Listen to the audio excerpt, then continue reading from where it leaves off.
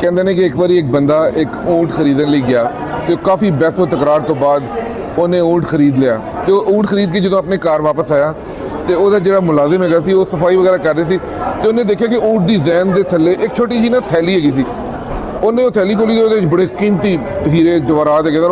ਉਹ ਬੜਾ ਖੁਸ਼ ਮਾਲਕ ਦੇ ਕੋਲ ਆਇਆ। ਉਹਨੇ ਕਿਹਾ ਮਾਲਕ ਹੈ ਵੇਖੋ ਸਾਨੂੰ ਉਹਦੇ 'ਚੋਂ ਲੱਭੀ ਹੈ, ਮੈਂ ਉਹ ਸਫਾਈ ਕਰ ਰਿਹਾ। ਮਾਲਕ ਨੇ ਜੈਸੀ ਉਹ ਦੇਖਿਆ ਤੇ ਉਹਨੇ ਕਿਹਾ ਨਹੀਂ ਇਹ ਸਾਡੀ ਨਹੀਂ ਹੈਗੀ, ਇਹ ਜਿਹੜੇ ਬੰਦੇ ਕੋਲ ਅਸੀਂ ਊਂਟ ਖਰੀਦਿਆ ਅਸੀਂ ਸਿਰਫ ਊਂਟ ਖਰੀਦਿਆ, ਇਹ ਉਹਦੀ ਅਮਾਨਤ ਹੈ।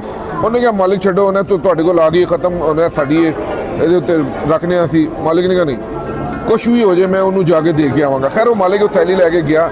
ਉਹ ਜਿਹੜਾ ਅਸਲ ਜਿਹਦੇ ਕੋਲੋਂ ਖਰੀਦਿਆ ਸੀ ਊਂਟ ਉਹਨੇ ਉਹਨੂੰ ਕਿਹਾ ਜੀ ਇਹ ਲਓ ਇਹ ਤੁਹਾਡੀ ਅਮਾਨਤ ਹੈ, ਇਹ ਮੈਨੂੰ ਉੱਥੋਂ ਮਿਲੀ ਹੈ। ਤੇ ਉਹਨੇ ਜਦੋਂ ਦੇਖਿਆ ਉਹ ਬੜਾ ਖੁਸ਼ ਹੋਇਆ। ਉਹਨੇ ਕਿਹਾ ਯਾਰ ਬੜੀ ਮਿਹਰਬਾਨੀ ਤੇਰੀ ਭਾਈ, ਬੜੀ ਮਿਹਰਬਾਨੀ। ਤੇ ਉਹਨੇ ਉਹਦੇ ਵਿੱਚੋਂ ਇੱਕ ਹੀਰਾ ਕੱਢ ਕੇ ਉਹਨੂੰ ਦਿੱਤਾ। ਉਹਨੇ ਕਿਹਾ ਯਾਰ ਇਹ ਮੇਰੇ ਵੱਲੋਂ ਨਾ ਤੈਨੂੰ ਛੋਟਾ ਜਿਹਾ ਤੋਹਫਾ ਹੈਗਾ।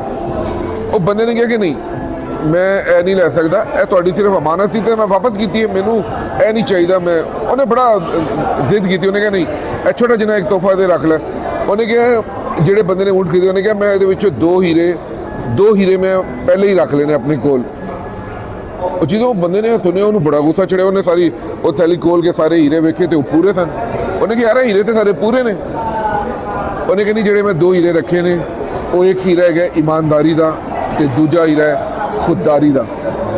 ਤੇ ਮੇਰੇ ਦੋਸਤ ਮੇਰੇ ਸੋਹਣਿਓ ਅੱਜ ਕੱਲ੍ਹ ਇਹ ਗੱਲ ਜ਼ਰਾ ਅਜੀਬ ਲੱਗਦੀ ਹੈ ਕਿ ਅੱਜ ਕੱਲ੍ਹ ਦੇ ਦੌਰ 'ਚ ਵੀ ਕੋਈ ਇਮਾਨਦਾਰੀ ਦੀ ਕੋਈ ਵੈਲਿਊ ਹੈ, ਲੇਕਿਨ ਯਕੀਨ ਮੰਨੋ ਅੱਜ ਕੱਲ੍ਹ ਵੀ ਇੰਨੀ ਜ਼ਿਆਦਾ ਕੀਮਤੀ ਹੈਗੀ ਨੇ ਇਹ ਦੋਵੇਂ ਚੀਜ਼ਾਂ।